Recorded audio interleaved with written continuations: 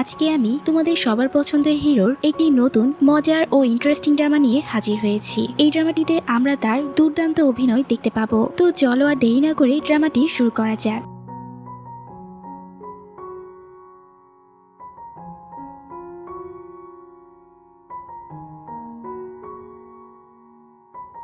ড্রামাটি শুরু হয় 1999 সালের এক সকালে, যেখানে আমরা উন নামের একটি মেয়েকে দেখতে পাই। সে নিজের কানে হেডফোন গুঁজে মগ্ন হয়ে গান শুনছিল এবং তার দাদির রেস্টুরেন্টে বসে এক মনে পেঁয়াজ কুচানোর কাজ করছিল। সে মনে মনে আক্ষেপ করে বলছিল, হায় রে কপাল, আমার বয়স এখন 27 বছর পার হয়ে গেল, অথচ আজ পর্যন্ত আমি পড়াশোনাতেও কোনো নাম কামাতে পারলাম না, আর না পারলাম ভালো কোনো চাকরি বাকরি জোগাতে। এছাড়া আমার জীবনের সব থেকে বড় গজবটি হলো আমি এক মরণবেধি রোগে আক্রান্ত। ও নিজের মনে এই আক্ষেপের কথাগুলো শেষ করতে না করতেই হঠাৎ করে তার নাক দিয়ে গল গল করে রক্ত পড়তে শুরু করলো। সে তো অসুস্থ হয়ে ডাক্তারের চেম্বারে ছুটলে ডাক্তার তার রিপোর্টের দিকে তাকিয়ে ভারী গলায় বলে, অত্যন্ত দুঃখের সাথে জানাতে হচ্ছে যে তোমার শরীরে সেই পুরানো হার্ট ফেলিয়ার বা হৃৎপিণ্ডের সমস্যাটি এখন এক মারাত্মক ও চূড়ান্ত পর্যায়ে গিয়ে পৌঁছেছে। আর তুমি যদি কোনো হার্ট ট্রান্সপ্লান্ট বা অপারেশনের কথা জিজ্ঞেস করো, তবে আমার উত্তর হলো না, সেটি কোনোভাবেই সম্ভব না, কারণ এখন তোমার শরীর বড় কোনো সার্জারি ধকল সহ্য করার মতো অবস্থায় নেই। ডাক্তারের মুখে নিজের এই মৃত্যুর পরোয়ানা শোনার পর উনের মনে তীব্র ক্ষোভের জন্ম নেয়। তখন বলে, তার মানে আপনি আমাকে বলতে চাচ্ছেন আমি এখন নিজের হাত গুটিয়ে ঘরে বসে শুধু আমার মালাকুল মত বা মৃত্যুর ফেরেশতার জন্য অপেক্ষা করব, অথচ আমি আজ পর্যন্ত না পেরেছি মালদ্বীপ ঘুরে দেখতে, আর না পেরেছি আমাদের পাশের গ্রামের সীমানাটা একটু পার হতে। সে ডাক্তারের চেম্বার থেকে বের হয়ে নিজের জীবন আর ভাগ্যের উপর তীব্র ঘৃণা প্রকাশ করতে থাকে। ঠিক তখনই সে কুখ্যাত চার্জ অফ সিনিয়রিটির একজন মহিলা সদস্য মাঝ রাস্তায় উনের পথ আটকে দাঁড়ায়। সে উনের হাতের ভিতর একটি লিফলেট বা প্রচারপত্র গুজে দিয়ে কিছুটা গম্ভীর গলায় বলে, মেয়ে, এই নতুন সাল বা 2000 সালে অলৌকিক দিন অর্থাৎ 31শে ডিসেম্বরের মাঝরাতে এই পুরো দুনিয়াটা এক মস্ত বড় কিয়ামত বা মহাপ্রলয়ে ধ্বংস হয়ে যাবে। সুতরাং দুনিয়া ধ্বংস হওয়ার আগেই তুমি এখনই আমাদের এই পবিত্র চার্জে যোগ দাও এবং নিজের সমস্ত পাপের তওবা বা প্রায়শ্চিত্ত সম্পন্ন করে নাও। মূলত এই চার্চের লোকেরা ছিল একদল চরম ভণ্ড ও উপপন্থী দল, যারা মূলত সাধারণ মানুষকে ভয় দেখিয়ে এবং ধর্মের দোহাই দিয়ে জোরপূর্বক নিজেদের দলে টানত, যাতে তারা ধর্মের এই আড়ালে নিজেদের ব্যক্তিগত স্বার্থ ও বিপুল পরিমাণ কালো টাকার ব্যবসা চাঙ্গা করতে পারে। তখন নিজের মনের দুঃখে সেই মহিলাকে উল্টো ঝাড়ি দিয়ে বলে, আচ্ছা শুনুন, আপনাদের চার্চে কি এমন মানুষদের জন্য অগ্রিম বুকিং বা সিটের ব্যবস্থা আছে যারা ওই 31শে ডিসেম্বরের মহাপ্রলয় আসার আগেই এই দুনিয়া থেকে চিরতরে পটল তুলবে? কারণ আপনাদের এই কিয়ামত পর্যন্ত বেঁচে থাকার মতো আয়ু আমার এই বুকে আর অবশিষ্ট নেই। সুতরাং পারলে আমার জন্য অন্য কোনো সস্তা ব্যবস্থার খোঁজ করুন, না হলে নিজের রাস্তা মাপুন। উনের মুখে এই অদ্ভুত ও পাগলাটি কথা শোনা মাত্রই সেই চার্চের মহিলা সদস্য মনে মনে ভাবে যে এই মেয়েটা নির্ঘাত এক আস্ত পাগল। সে তখন বেশ ঘাবড়ে গিয়ে বলে, ঠিক আছে মেয়ে, তোমার মাথা এখন ঠিক নেই, আমি না হয় অন্য কোনো দিন তোমার কাছে আসবো। এই বলেই সে নিজের বাদ্যযন্ত্রের দলবল নিয়ে উনের সামনে থেকে এক প্রকার দৌড়ে পালিয়ে যায়। কিন্তু ততক্ষণে উনের মাথার ভেতরে সেই বিষাদ ও পাগলামি পুরোপুরি চাঙ্গা হয়ে উঠেছিল। সে নিজের মনের সমস্ত জমানো কষ্ট, রাগ আর বুক ফাটা আর্তনাদ বাইরে বের করার জন্য মাঝ রাস্তায় দাঁড়িয়ে পাগলের মতো চিৎকার ও কান্নাকাটি করতে শুরু করে। ঠিক তখনই সে দেখে তার পাশ দিয়ে একটি ছোট্ট বাচ্চা অত্যন্ত খুশিতে একটি দামি আইসক্রিম হাতে নিয়ে হেঁটে যাচ্ছে। ছেলেটি উনের এই পাগলামি দেখে কৌতূহলী হয়ে তার সামনে এসে দাঁড়ায় এবং নিজের আইসক্রিমটি দেখিয়ে জিজ্ঞেস করে, আচ্ছা আপু, তুমি কি আগে কখনো এই চিল্ড লমন্ড ফ্লেভারের আইসক্রিমটা দেখেছো?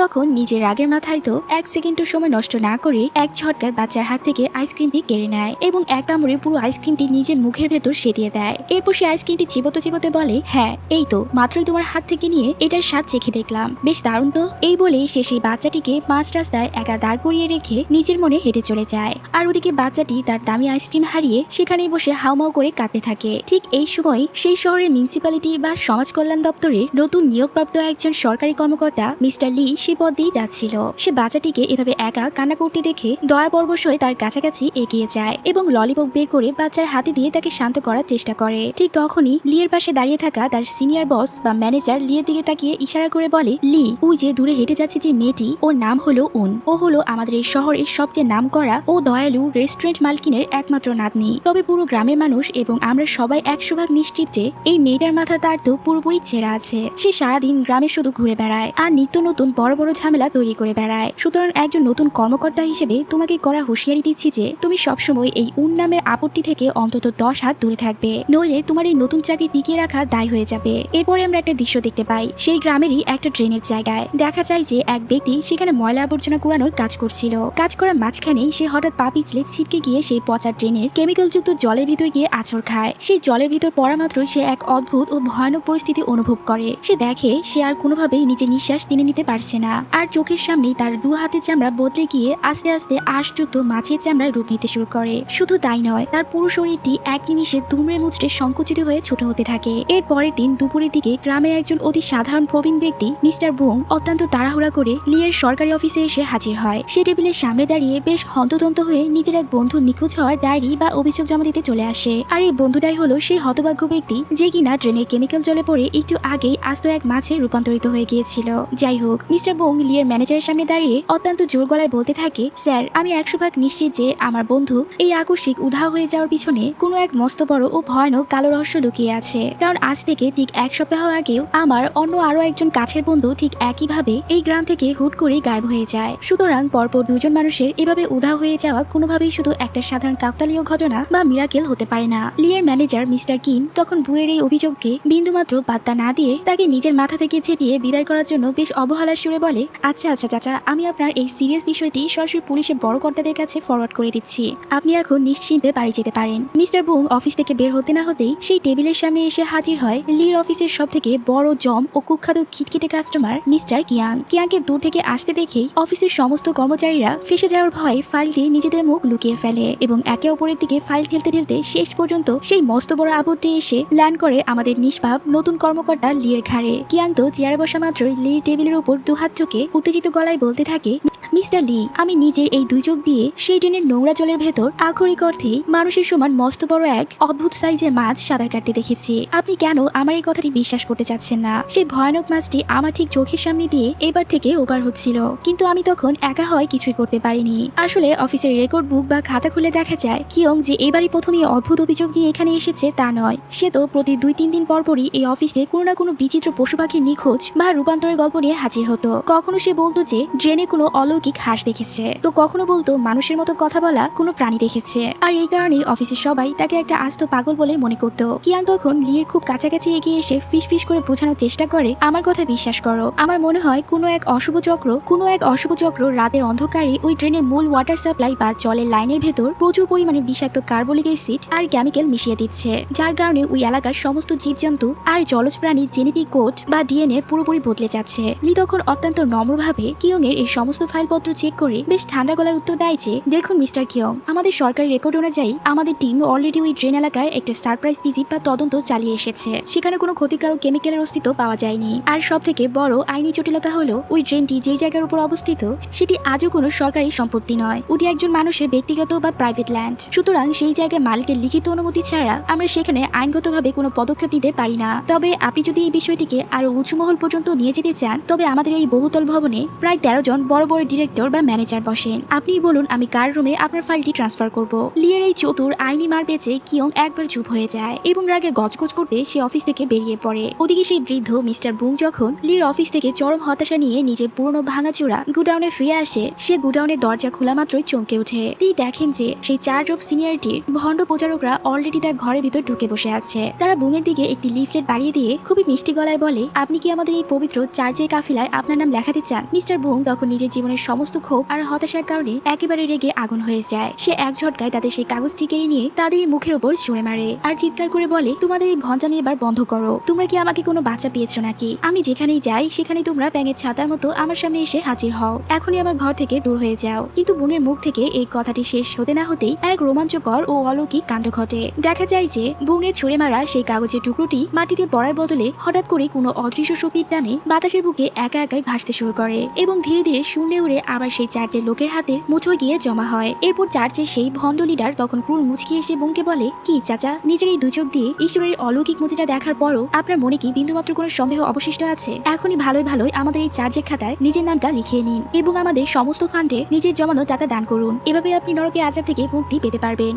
ওদিকে আমাদের ওন নিজের মন শক্ত করে সোজা তার দাদির রেস্টুরেন্টের কাউন্টারে গিয়ে হাজির হয়। সে দাদির ক্যাশ বক্সের সামনে 2 হাত পেতে অত্যন্ত অবাধ্য নাতনির মতো বলতে থাকে, দাদিমা, আমি খুব ভালো করে জানি যে তোমার এই রেস্টুরেন্টের উসিলায় তোমার ব্যাংকে কোটি কোটি টাকা জমানো হচ্ছে। তো সেখান থেকে সামান্য কিছু টাকা আমাকে এখনই ক্যাশ করে দাও, যাতে আমি মরার আগে অন্তত একবারের জন্য হলেও বিদেশে সফর করে নিজের এই অপূর্ণ জীবনটা একটু উপভোগ করতে পারি। আর তাছাড়া তুমি তো সারা জীবন ধরে গ্রামের যত তত্ত্ব অনাথ আর ফকির মিসকিনদের 2 হাত খুলে লাখ লাখ টাকা দান করে আসছো। তো আজকের এই দিনে না হয় আমাকে ওই রাস্তার একজন সাধারণ ভিখারি বা মিসকিন মনে করে এই সামান্য সামান্য টাকাটা ভিক্ষা দিয়ে দাও, নাকি তুমি আসলে এই জেদ ধরে বসে আছো যে আমি যেদিন সত্যি সত্যি ব্লাড ক্যান্সার বা হার্ট অ্যাটাকে মারা গিয়ে খাটিয়ায় পড়বো সেদিন আমার কাফনের কাপড়ের পিছনে এই টাকাগুলো খরচ করবে। নাতির মুখ থেকে নিজের মৃত্যুর এমন অশুভ ও বিষাক্ত কথা শোনা মাত্রই দাদি কলিজা এক নিমিষে কেঁপে ওঠে। সে প্রচন্ড রেগে গিয়ে কাউন্টারে থাপ্পড় মেরে বলে, তোমাকে আমি হাজারবার কড়া হুঁশিয়ার দিয়ে বারণ করেছি এই বাড়ির ভেতর কখনো নিজের ওই মরণ বেদি বা মৃত্যুর কথা মুখে আনবে না। ডাক্তার যা বলেছে তা শুধু একটা কাগজের টুকরো, আমি ভালোভাবেই জানি তোমার কিছু হবে না। এই কথা বলেই দাদি রাগে আর চোখের জলে রেস্টুরেন্টের ভেতরে রান্নাঘরের দিকে চলে যায়। এরপর ডাক্তার তাকে কি বলেছে সে বিষয়ে জিজ্ঞেস করতেই কথা ঘুরিয়ে নেয় আর বলে, আমি বলছিলাম কারণ মানুষের জীবনে তো কোনো গ্যারান্টি নেই, আর যেহেতু তার এই কান্নাকাটি ও ভিক্ষা চাওয়ার ফন্দি কোনোই কাজে আসে না, তাই সে নিজের ঘরে গিয়ে তার মাতৃ ব্যাংকটি বের করে। সে হিসাব করে দেখতে চাই যে তার জীবনের এতদিনের জমানো পুঁজি আসলে ঠিক কত, আর তখনই সে উপলব্ধি করতে পারে যে সে আসলে কতটা গরিব। তবে সে নিজেকে সান্ত্বনা দিয়ে বলে, যাই হোক না কেন সমস্যা নেই, অন্তত আমার লিস্টে থাকা জায়গাগুলোর মধ্যে যে কোনো একটা জায়গায় তো ঘুরে আসতে পারবো। এই ভেবে সে নিজের ব্যাগপত্র গুছায় এবং পালানোর জন্য পিছনের দরজা দিয়ে চুপি চুপি বের হয়। ঠিক তখনই তার সাথে দেখা হয়ে যায় তার পরম বন্ধু রোয়ের। সে রোয়ের উপর ঘেসে দাঁড়ায় আর বলে, তোর কাছে কি আমাকে ধার দেওয়ার মতো কিছু টাকা হবে যাতে আমি আমার জীবনের শেষ ইচ্ছাটা পূরণ করতে পারি এবং একটা ট্যুর দিতে পারি। রো তখন আক্ষেপের সুরে বলে, ইসরে তোকে সাহায্য করতে পারলে আমার নিজেরই খুব ভালো লাগতো, কিন্তু দুর্ভাগ্যবশত আমার ফ্ল্যাটে পানি লিক হওয়ার সমস্যা হয়েছে, আর তাই ঠিক করতেই তো আমার হাতে সব টাকা শেষ হয়ে গেছে। বাড়ির মালিককে বলাতে সে অজুহাত দিয়ে বলে যে সে নাকি এটা আগামী মাসে ঠিক করে দিবে। এখন তুই বল, এত লম্বা সময় তো আর আমি মাথার উপর ছাতা দিয়ে ঘরে বসে থাকতে পারি না। রোয়ের কথা শুনে ও নিশ্চিত হয়ে যায় যে এই ছেলেকে সারা জীবন এভাবে সবাই ঠকিয়ে যাবে। অন্যদিকে সুন তার স্ত্রীকে আকার ইঙ্গিতে বোঝানোর চেষ্টা করছিল যে আমার মায়ের খুব ইচ্ছা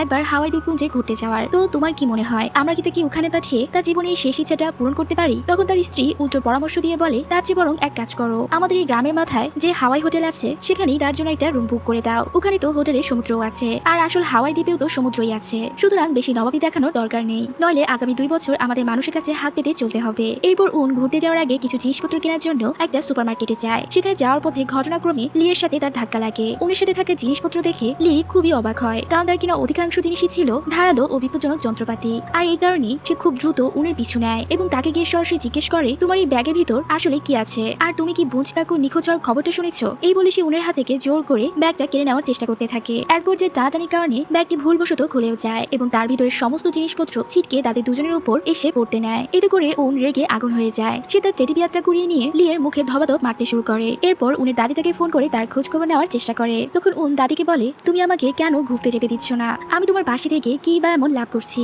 আমি তো এমনিতেও একটা অপদার্থ, আমার কোনো মূল্যই নেই। নাতির মুখে এই কথা শুনে দাদি ভীষণ কষ্ট পায় আর বলে, তুই জীবনে কোনো কিছুতে সফল হতে পারিসনি ঠিকই, কিন্তু তুই সবসময় সবার অত্যন্ত প্রিয় ছিলি এবং তোকে দিয়ে আমরা পুরো পৃথিবীটা রঙিন হয়ে থাকতো, তাই খবরদার এইসব চিন্তা কখনোই মাথায় আনবি না। ঠিক এই সময় উন একটা সুযোগ পেয়ে যায় আর সে সরাসরি রোয়ের বাড়িতে চলে যায়। সেখানে গিয়ে সে ঘটনাক্রমে সুনকেও সেখানেই দেখতে পায়। উন তখন তাদের দুজনের সামনে একটা বুদ্ধি খাটায় আর বলে, তোমাদের কি মনে হয় তোমরা যদি আমাকে অপহরণ করার একটা নাটক করো তবে কেমন হয়? আমি অলরেডি এর জন্য প্রয়োজনীয় সব সরঞ্জাম গুছিয়ে এনেছি, আমাদের শুধু একটা ভিডিও বানাতে হবে এবং সেটা দাদির কাছে পাঠাতে হবে যাতে দাদি আমাকে ছাড়িয়ে নেওয়ার জন্য মুক্তিপণে টাকা দেয়। আর ঠিক এই সময় লিয়ের অ্যাপার্টমেন্টের বাড়িওয়ালা বিশেষভাবে লিয়ের কাছে আসে এবং রেগে গিয়ে তাকে বলে, আমরা প্রতিদিনই তোমার ঘর থেকে প্রচন্ড হট্টগোল আর ঠোকাঠুকির আওয়াজ পাই, তুমি আসলে ঘরের ভিতর কি করছো বলো তো? প্রতিবেশীরাও তোমার নামে বহুবার কমপ্লেন করেছে, তুমি যদি এভাবেই চালাতে চাও তবে ভালো হবে তুমি নিজের জন্য অন্য কোনো বাড়ি খুঁজে নাও। লি পরিস্থিতি সামাল দেওয়ার জন্য বাড়িওয়ালার কাছে ক্ষমা চায়, কিন্তু সে যখন নিজের ঘরের ভেতরে ঢুকে তখন আমরা দেখতে পাই তার ঘরটা পুরোপুরি উলটপালট হয়ে আছে এবং কোনো একটা জিনিসও তার সঠিক স্থানে নেই। এটা দেখে পরিষ্কার বোঝা যায় যে লিয়ের পিছনে একটা মস্ত বড় গোপন রহস্য লুকিয়ে আছে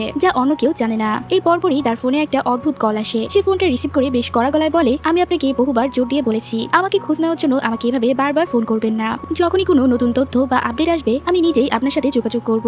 এরপর সে তার ড্রয়ার থেকে একটা ফাইল বের করে যার উপরে লেখা ছিল ওয়ান্ডার কিন্ডার প্রজেক্ট। মূলত এটি ছিল আজ থেকে বেশ কয়েক বছর আগে শিশুদের উপর চালানো কিছু গোপন বৈজ্ঞানিক পরীক্ষা নিরীক্ষার ফাইল, আর এই প্রজেক্টের প্রধান কর্মকর্তা ছিলেন ডাক্তার ওয়ান্দু। ঘটনাক্রমে সেই ফাইলের পাতা উল্টানোর সময় লির চোখে ব্রুঞ্জ কাকু নিখোঁজ হওয়ার একটা পুরনো নিউজ বা খবর চোখে পড়ে, কারণ ব্রুঞ্জ কাকু সে সময় ওই ল্যাবরেটরিতে একজন সিকিউরিটি গার্ড হিসেবে চাকরি করতেন। এই অদ্ভুত মিল দেখে লি তো বেশ অবাক হয় এবং সে ব্রুঞ্জ কাকুর খোঁজে তার সেই গুদাম ঘরে যায়, যেখানে গিয়ে লি সেই চার্চ বা গির্জার একটি লিফলেট বা বিজ্ঞাপনের কাগজ পড়ে থাকতে দেখে। আর ওদিকে ব্রুঞ্জ কাকুকে আসলে একটা অন্ধকার ঘরের ভেতর বন্দি করে রাখা হয়েছিল। সে নিজেও বুঝতে পারছে না যে এই মুহূর্তে কোথায় আছে কিংবা তার সাথে এখানে কি করা হচ্ছে। তবে তার চেয়েও অদ্ভুত বিষয় হলো সে যখন তার ঠিক সামনের ঘরের দিক নজর দেয় দেখে যে সেখানে একটা বড় পানি ট্যাঙ্ক রয়েছে যার ভিতর তার সে কিছুদিন আগে নিখোঁজ হয়ে যাওয়া বন্ধুটি আটকে আছে, যে ইতিমধ্যেই পুরোপুরি একটা মাছে রূপান্তরিত হয়ে গিয়েছিল। এদিকে উনের পরিকল্পনা অনুযায়ী রো এবং সুন তাকে দড়ি দিয়ে বেঁধে তার একটি ভিডিও শুট করে, কিন্তু ভিডিও করার পর তাদের মনে হয় যে এই ভিডিওটা অতটা জুৎসই বা পারফেক্ট হয়নি এবং দাদিকে ভরকে দেওয়ার জন্য তাদের আরো একটি ভিডিও বানানো দরকার। তবে ঠিক সেই মুহূর্তেই উন প্রচন্ড অসুস্থ হয়ে পড়ে। সে অনুভব করতে পারে যে তার হৃদস্পন্দন খুব দ্রুত বন্ধ হয়ে আসছে।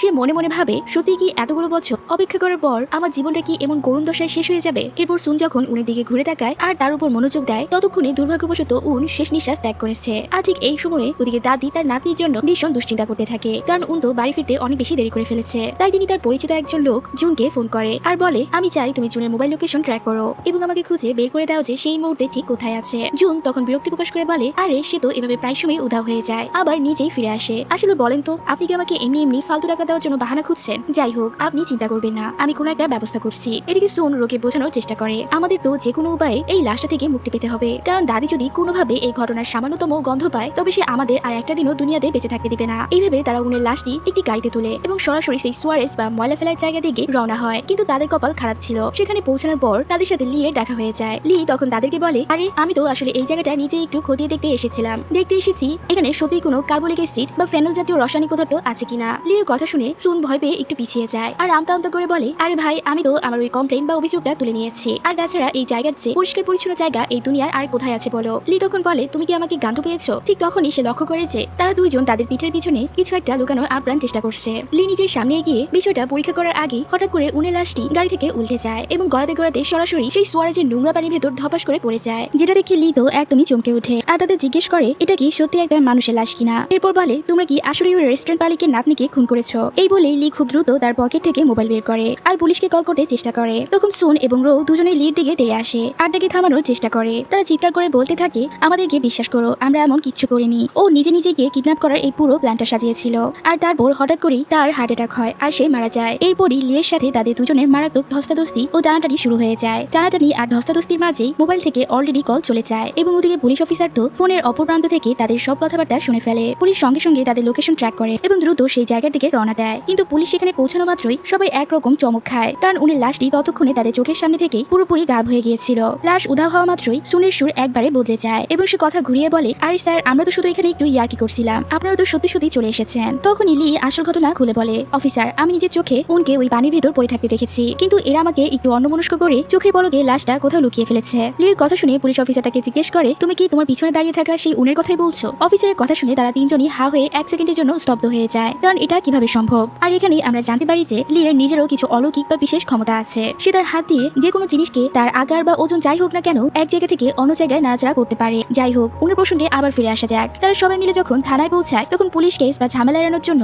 আগের বলা সব কথা একেবারে চেপে যায়, যাতে পুরো বিষয়টা ওখানে শান্তিতে মিটে যায়। এরপর উনকে যখন হাসপাতালে নিয়ে যাওয়া হয় সে তখন রো এবং সুনকে বলে, আমি তো নিশ্চিত ছিলাম আমার জীবন প্রদীপ হয়তো একেবারে নিভে গেছে, কিন্তু আমি তো নিজেও জানি না আমি কিভাবে আবার বেঁচে ফিরে এলাম। তাছাড়া হঠাৎ করেই আমি নিজেকে খুব অদ্ভুত একটা জায়গায় আবিষ্কার করি এবং শুনতে পাই এক মহিলা আমার উপর অনবরত চেঁচিয়ে বলছে, তুমি এখনই ওখান থেকে বের হও, কারণ ওখানকার আবহাওয়া ভীষণ ঠান্ডা এবং তোমার শরীর খারাপ হয়ে যেতে পারে। আমি ঠিক কোথায় আছি আর ওই মহিলাই বাগে তার কিছু বুঝে ওঠার আগেই দেখি আমি আবার আগে জায়গায় ফিরে এসেছি। উনের কথা শুনে রো নিজের বুদ্ধি কাটিয়ে বলে, হতেও তো পারে তুমি পরকালের একদম শেষ সীমানায় পৌঁছে গিয়েছিলে এবং সেখান থেকে খুব দ্রুত আবার ব্যাক করেছো। দুনিয়ায় তো কত কিছুই ঘটতে পারে। তখন উন তাদের দুজনকে কড়া হুঁশিয়ারি দিয়ে বলে, খবরদার, তোমরা কিন্তু দাদির কাছে এই নিয়ে একটা কথাও তুলবে না, কারণ দাদি যদি জানতে পারে যে আমি তার কাছ থেকে টাকা হাতানোর জন্য তাকে নিয়ে এমন একটা নোংরা প্ল্যান সাজিয়েছিলাম তবে সে আমাদের কাউকে আস্ত রাখবে না। সে কথা শেষ করতে না করতেই দেখে দাদি তার ঠিক সামনে এসে দাঁড়িয়ে আছে। তার মানে তুমি আমাদের সব কথাই শুনে ফেলেছো, তাই তো? এই বলেই তারা ঘরের ভেতরে যে যেখানে পারে হন্য হয়ে পালানোর আর লুকিয়ে থাকার জায়গা খুঁজতে থাকে, যাতে দাদির মারাত্মক রাগ থেকে বাঁচা যায়। আর উন যখনই আলমারির ভেতর লুকানোর জন্য ঢোকে সে এক অদ্ভুত কাণ্ড দেখে। সে দেখে যে আলমারির ভেতরে পা দেওয়া মাত্রই সে অন্য একটা জায়গায় চলে গেছে,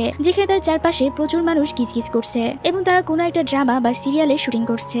আর ওদিকে দাদি যখন উনকে আলমারি থেকে টেনে বের করার জন্য দরজা খুলে দেখে যে আলমারি পুরো ফাঁকা, মেয়েটি উধাও। দাদি তখন আলমারি দরজাটা একবারে বন্ধ করে আবার খোলে, এই ভেবে যে হয়তো তার নিজের চোখেরই কোনো সমস্যা হয়েছে। কিন্তু অদ্ভুত বিষয় হলো এবার দরজা খুলতেই সে দেখে উন আবারও আলমারির ভিতর ফিরে এসেছে। উন তখন দাদিকে খুব অবাক হয়ে জিজ্ঞেস করে, দাদি, তুমি কি সত্যি আমাকে দেখতে পাচ্ছ? এই বলে সে দাদির বুকে জড়িয়ে ধরে আর কান্না করে ফেলে। এরপর বলে, আমার মনে হচ্ছে আমি পুরো পাগল হয়ে গেছি। আমি চারদিকে খুব অদ্ভুত অদ্ভুত সব হ্যালুসিনেশন দেখছি এবং এক পলকে এক একটি আলাদা আলাদা জায়গায় চলে যাচ্ছি। নাতনির এই অবস্থা দেখে দাদি আগের সব রাগ ভুলে যায় আর বলে, আচ্ছা ঠিক আছে, তুই শান্ত হ, আমি তোর একটা প্রপার মেডিকেল টেস্ট আর ব্রেন স্ক্যান করাবো। আমার মনে হচ্ছে তোর মাথায় কোনো ব্যথা লেগেছে বা মগজে কোনো গোলমাল হয়েছে। ঠিক এই সময় আমরা ব্রুঞ্জ কাকুকে দেখতে পাই। সে তার স্ত্রীর সাথে বসে কথা বলছে, যে স্ত্রী আজ থেকে প্রায় 10 বছরেরও বেশি সময় আগে মারা গেছে। ব্রুঞ্জ কাকু তার মৃত স্ত্রীকে বলছিল, তুমি কি সেই চাইল্ড অফ ইমর্টালিটি বা অমর শিশুর সন্ধান জানতে চাও? ল্যাবরেটরিতে ঘটে যাওয়া সেই ভয়াবহ বিস্ফোরণের পর থেকে আমি তাকে আর কখনোই দেখিনি।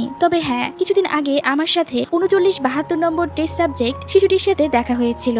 এই ছেলেটি ছিল মূলত সেই সব শিশুদের একজন যাদের উপর ওই ল্যাবে অমানবিক বৈজ্ঞানিক পরীক্ষা নিরীক্ষা চালানো হতো। বিস্ফোরণের দিন ল্যাবের প্রধান গেটটি বন্ধ হয়ে যাওয়ার পর আমি নিজেই নিজের জীবন বাজি রেখে তাদেরকে উদ্ধার করেছিলাম। আসলে ব্রুজ কাকু এখানে লিয়ের কথাই বলছিল, কিন্তু ঠিক এই মুহূর্তে ব্রুজ কাকুর চারপাশে সবকিছু এক নিমিষে উধাও হয়ে যায়। সে নিজেকে আবার সে অন্ধকার ঘরের ভেতর একাই আবিষ্কার করে, কারণ এতক্ষণ সে যা দেখেছিল তার শুধুই ছিল এক মায়াজাল যা তার মাথায় পুশ করা হয়েছিল, যাতে তার স্মৃতি থেকে সব গোপন তথ্য হাতিয়ে নেওয়া যায়। আর ব্রুজ কাকুর সাথে এই ভয়ঙ্কর কাণ্ডটি যারা ঘটিয়েছে তারা হলো সেই ল্যাবের একদল শিশু, যাদের উপর অতীতে পরীক্ষা নিরীক্ষা চালানো হয়েছিল এবং এখন তারা বড় হয়ে আবার লক্ষ্যে ফিরে এসেছে। তবে তাদের আসল উদ্দেশ্য কি তা এখনো পুরোপুরি পরিষ্কার নয়। এদের দলে আছে সিউক, যার মধ্যে এমন এক বিশেষ ক্ষমতা আছে যার মাধ্যমে সে যে কোনো মানুষের মস্তিষ্ক বা চিন্তা ভাবনা পুরোপুরি নিয়ন্ত্রণ করতে পারে এবং নিজের ইচ্ছা মতো তাকে দিয়ে যে কোনো কাজ করে নিতে পারে। দ্বিতীয় জন হলো রাম, যার নিখুঁত ক্ষমতা হলো সে নিজেকে যে কোনো মানুষের মনে নিখুঁত দৃষ্টিভ্রম এবং কানের ভিতর অদ্ভুত আওয়াজ তৈরি করতে পারে, ঠিক যেমনটা সে একটু আগে ব্রুজ কাকুর সাথে করেছিল।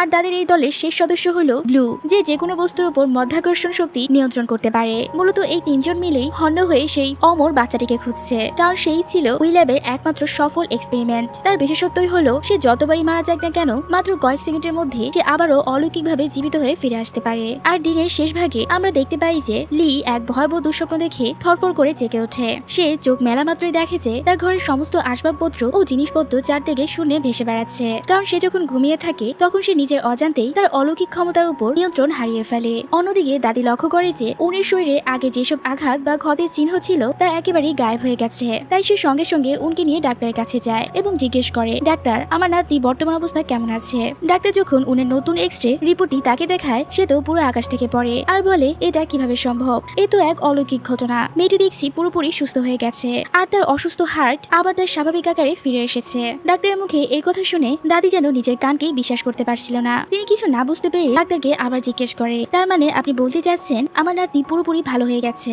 কিন্তু এটা কিভাবে সম্ভব হলো? ডাক্তার তখন দাদিকে বুঝিয়ে বলেন, আমিও কিন্তু একই কথা বলছি, আমি নিজেও বুঝতে পারছি না এই মিরাকেলটি কিভাবে ঘটলো, আর এর পিছনে আসলে চিকিৎসা বিজ্ঞানের কোনো কারণ নেই। সে খুট করে একদম ঠিক হয়ে গেছে। ডাক্তারের কাছ থেকে এই সুখবর শোনার পর দাদি যখন বাড়ি ফিরে আসেন তখন তার মুখ দেখে স্পষ্ট বোঝা যাচ্ছিল যে তার মনে এক মস্ত বড় দুশ্চিন্তা জমেছে। এরপর সে তার লকার বা সেফ থেকে একটা পুরানো বাক্স বের করে এবং তার ভেতর থেকে ডাক্তার চোয়ের একটি ভিজিটিং কার্ড বের করে। আর সব থেকে অদ্ভুত বিষয় হলো সেই কার্ডের উপর ঠিক একই লোগো দেওয়া ছিল যা ওই ওয়ান্ডার কিন্ডার ল্যাবরেটরি ফাইলের উপর ছিল। এটা দেখে পরিষ্কার বোঝা যায় যে এই পুরো রহস্যময় ঘটনার পিছনে দাদিমার নিজেরও কোনো না কোনো হাত বা কানেকশন আছে। দাদি তখন ডক্টর চোয়ের উদ্দেশ্যে একটা ভয়েস মেসেজ পাঠায় আর বলে, আমাদের যত দ্রুত সম্ভব একে অপরের সাথে দেখা করতেই হবে। এদিকে আমরা আরেকটা বিষয় খেয়াল করতে পারি, সেই একই লোগোটি আবার খোদাই করা ছিল চার্চ অফ সিনসিয়ারিটির বিজ্ঞাপনের কাগজের উপর। আর ঠিক এই কারণেই লি এই জায়গাটিকে নিয়ে এত বেশি সন্দেহ করছে। এরপর সুন যখন বাড়ি ফিরে আসে তখন তার স্ত্রী তাকে জেরা করতে শুরু করে। সে জিজ্ঞেস করে, তোমার মায়ের সাথে কি কথা বলেছো? তাকে জানিয়েছো তো যে হাওয়াই দ্বীপে ঘুরতে যাওয়ার কোনো সুযোগ নেই, নাকি এখনো কিছুই বলনি? সুন তখন অনেক বেশি কনফিডেন্টের সাথে মিথ্যা বলতে শুরু করে আর ফ্রিজের দরজার সাথে হেলান দিয়ে দাঁড়ায়। সে বলে, অবশ্যই আমি তাকে বুঝিয়ে বলেছি এবং সে পরিস্থিতিটা খুব ভালোভাবেই মেনে নিয়েছে। কিন্তু তার স্ত্রী যখনই ঘরের ভেতরে চলে যায় সুন ফ্রিজের দরজা থেকে নিজের হাতটা সরাতে চায়। দেখে যে তার হাত আর কিছুতেই সরছে না, হাতটা ফ্রিজের সাথে এমন ভাবে লেপটে আছে যেন আঠা দিয়ে কেউ তা আটকে দিয়েছে। এটা দেখে সুন মনে মনে ভাবে, আরে সমস্যাটা কি আমার হাতে না ফ্রিজের মধ্যে? আর চারদিকে ঘটে যাওয়া এইসব অদ্ভুত কাণ্ড কারখানার মাঝেই দেখা যায় যে রো রাগের মাথায় একটা কোল্ড ড্রিঙ্কসের ক্যান দেয়ালে ছুঁড়ে মারে, কিন্তু তার হাতের শক্তির তীব্রতার কারণে দেয়ালটি ভেঙে চুরমার হয়ে যায়। রো তখন নিজের হাতের দিকে অনেক অবাক হয়ে তাকিয়ে থাকে আর ভাবে, এটা আসলে কিভাবে সম্ভব আর আমার সাথে এমনটাই বা কেন হচ্ছে? পরের দিন সকালে উনের দাদি টেবিলে হরেক রকমের রাজকীয় খাবারের আয়োজন করে আর উনকে বলে, তুই এই মারাত্মক রোগের কারণে বিগত বহু বছর ধরে শুধু কষ্টই পেয়েছিস, কিন্তু এখন সেই সব কষ্ট ভুলে নতুন করে জীবন শুরু করার সময় এসেছে, কারণ এখন তোর শরীরে আর কোনো রোগ বালাই নেই। শুধু তাই না, দাদি আগে থেকেই উনের জন্য বিদেশ ভ্রমণের একটি প্লেনের টিকিট বুক করে রেখেছিল, সাথে টাকায় ঠাসা একটি ব্যাংক অ্যাকাউন্ট যেটা সে তার হাতে তুলে দেয়। তবে সে সাথে একটা শর্তও জুড়ে দেয়, এই সবকিছুর আগেই তাকে তার আচার আচরণ ও কাজকর্ম দিয়ে প্রমাণ করতে হবে যে সে এখন অনেকটাই বুদ্ধিমান হয়ে গেছে এবং একা একা বাইরে গিয়ে নিজের খেয়াল রাখতে পারবে, নইলে কিন্তু এই ট্যুর ক্যান্সেল। দাদির কথা শুনে উন নিজের কানকেই বিশ্বাস করতে পারছিল না। সে একটু উত্তেজিত হয়ে বলে, তার মানে কি আমি সত্যি পুরোপুরি সুস্থ হয়ে গেছি? আমি কি এখন স্বাভাবিকভাবে মালদ্বীপে ঘুরতে যেতে পারবো? তবে ওয়ান সাইড দিয়ে সে এটাও চিন্তা করতে থাকে যে এটা আসলে কিভাবে সম্ভব হলো, আমার এই অসুস্থ হার্ট হুট করে ভালো হয়ে গেল কিভাবে, নাকি শরীর সুস্থ হওয়ার বিনিময়ে আমার ব্রেন বা মগজে কোনো মারাত্মক গোলমাল হয়ে গেল। ঠিক এই সময়ে তাদের রেস্টুরেন্টে একজন কর্মচারী ভেতরে এসে উনকে জানায় যে বাইরে একজন হ্যান্ডসাম ছেলে তার জন্য অপেক্ষা করছে। উন বাইরে বের হতেই দেখে সেখানে লি দাঁড়িয়ে আছে। লি উনকে দেখা মাত্রই সরাসরি জিজ্ঞেস করে, আচ্ছা তুমি এই পর্যন্ত মোট কতবার মারা গেছো বলো তো? এটা কি তোমার জীবনের প্রথমবার ছিল নাকি এর আগেও এমনটা ঘটেছে? আর তুমি কি ওয়ান্ডার কিন্ডার প্রজেক্টের নাম শুনেছো? লির এই পাগলাটি প্রশ্ন শুনে উন তো চরম বিরক্ত হয় এবং বলে, সকাল সকাল কোন পাগলাগাঁও থেকে গাঁজা খেয়ে এখানে এসেছো? আর প্রথমত আমি এখনো একবারও মরিনি, যার জন্য আমার দ্বিতীয়বারেরও হিসাব থাকবে। সুতরাং জলদি নিজের রাস্তা মাপো আর এখান থেকে বিদায় হও। উনের কড়া জবাব শুনে লি বুঝতে পারে যে এভাবে কথা বলে কোনো লাভ হবে না, তাই সে উনের পিছু নেয় এবং মনে মনে এক ভয়ঙ্কর পরিকল্পনা করতে থাকে। সে ভাবে যে সে উনকে নিজ হাতে মেরে ফেলবে, যাতে সে নিজের চোখে দেখতে পারে এই মেয়েটি সত্যি সত্যি আবার বেঁচে ফিরে আসে কিনা। কিন্তু মাঝপথে যাওয়ার পর লিয়ের মনে কিছুটা খটকা লাগে এবং সে ভাবে, আমার যদি এই অনুমানটা ভুল হয়ে যায় তাহলে তো মেয়েটি সত্যি সত্যি মরে যাবে, তাহলে তো আমি কোনো দোষ ছাড়াই একটা মেয়ের জীবন শেষ করে দিব। ওদিকে ওন এতক্ষণে টের পেয়ে যায় যে লি চুপি চুপি তার পিছু নিচ্ছে, তাই সে লিয়ের হাত থেকে বাঁচার জন্য খুব দ্রুত দৌড়ে সেই পুরনো গুদামঘরের দিকে রওনা দেয়, যাতে করে সে তাদের বানানো সেই কিডন্যাপারের ভিডিওর ক্যামেরাটা খুঁজে বের করতে পারে এবং নিজের চোখে নিশ্চিত হতে পারে যে সে সত্যি মারা গিয়েছিল কিনা। কিন্তু ওনের দুর্ভাগ্য যে লি অলরেডি তার পিছনে পৌঁছে গেছে, আর ল্যাবরেটরি সে ময়লা পরিষ্কারকারী লোক ঘটনাক্রমে ক্যামেরাটি হাতে পেয়ে তার ভিতরের ভিডিওটি দেখছিল।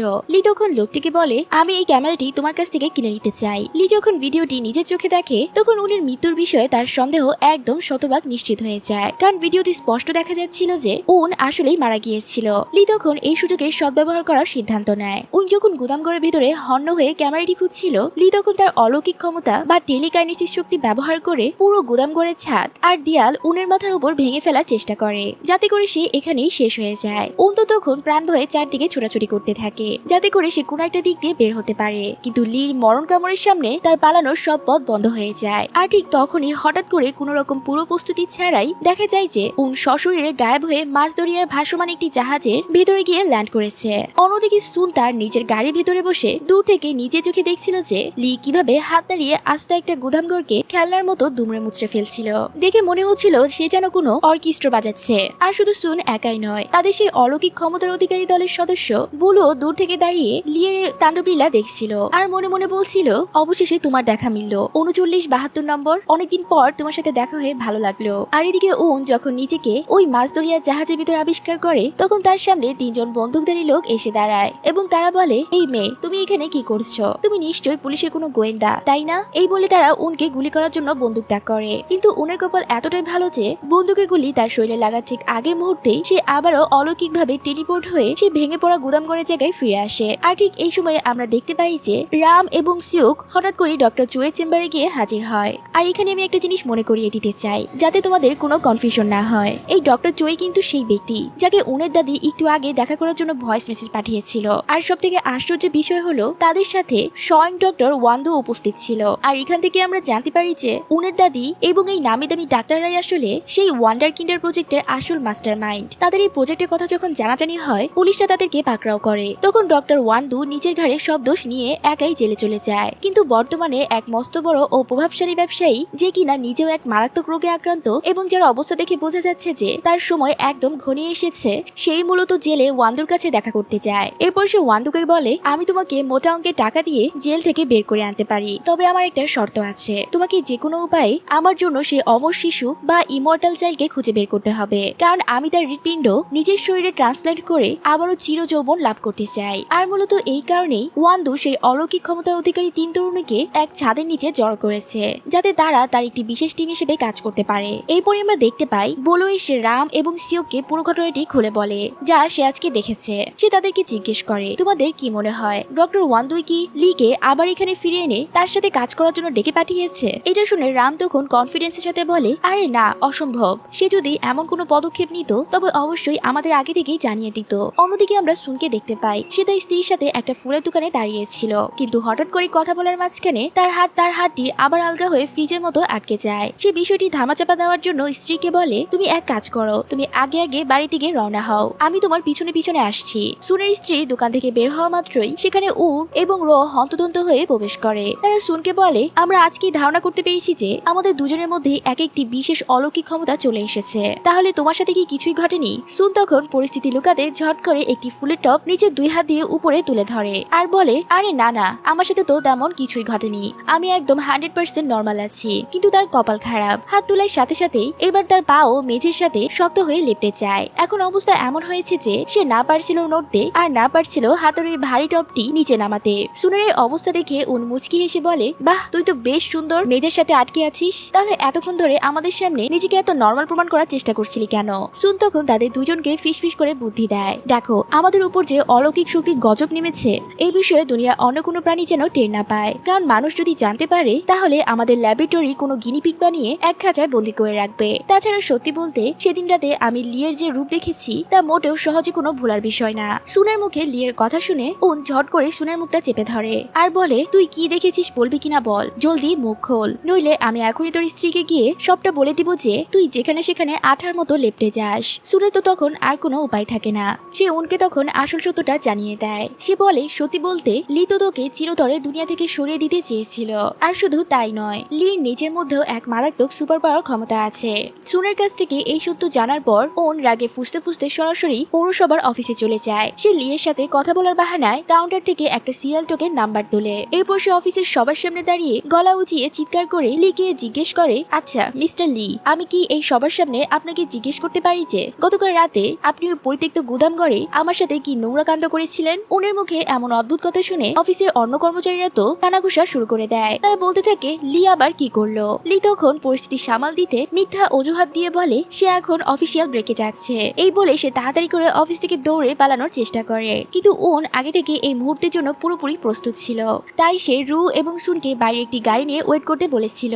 লি বের হওয়া মাত্রই তারা গাড়ি নিয়ে তার পিছু নেয়। অন্যদিকে উনের দাদি একটি মর্মান্তিক খবর পেয়ে সরাসরি থানায় ছুটে যায়। সেখানে সে জানতে পারে যে ডক্টর চই নিজে আর বেঁচে নেই, সে নিজেই নিজেকে মেরে ফেলেছে। আর শুধু তাই নয়, মৃত্যুর আগে সে দাদির উদ্দেশ্যে একটি সুসাইড নোট লিখে রেখেছিল, যেখানে লেখা ছিল যে ডক্টর ওয়ান্দু আসলে সম্পূর্ণ নির্দোষ আর সে অনেস্ট, নীতিবান ও একজন জিনিয়াস গবেষক ছিলেন। তবে এই সবকিছুর আসল ভেতরের রহস্যটা হলো, সেদিন ডক্টর ওয়ান্দু যখন সশরীরে চোরের মতো চোয়ের বাড়িতে হানা দিয়েছিল, সে তখন তাকে সরাসরি জিজ্ঞেস করেছিল যে সে ইমমর্টাল চাইল্ডটি এখন ঠিক কোথায় লুকিয়ে আছে। আর ওয়ান্দু ডক্টর চোয়ের মুখ থেকে এই জবাবটি বের করেছিল মূলত সিওকে মাইন্ড কন্ট্রোল ক্ষমতা ব্যবহার করে, যাতে সে বাধ্য হয়ে সত্য উগরে দেয়। ডক্টর চই তখন জবাবে বলেছিল সে বাচ্চাটি এখন কোথায় আছে সেটা শুধু একমাত্র উনের দাদি বলতে পারবে, এছাড়া আর কেউ জানে না সে বাচ্চাটি এখন কোথায় আছে। তার উত্তর পাওয়ার পর নিজের রাস্তা পরিষ্কার করতে তারা ডক্টর চইকে দিয়ে জোর করে সেই চিঠিটি লেখায় এবং তাকে নিজের জীবন নিজেই শেষ করতে বাধ্য করে। তাছাড়া এই পুরো ঘটনাটি মূল গোড়া হলো অতীতে যে ল্যাবরেটরিতে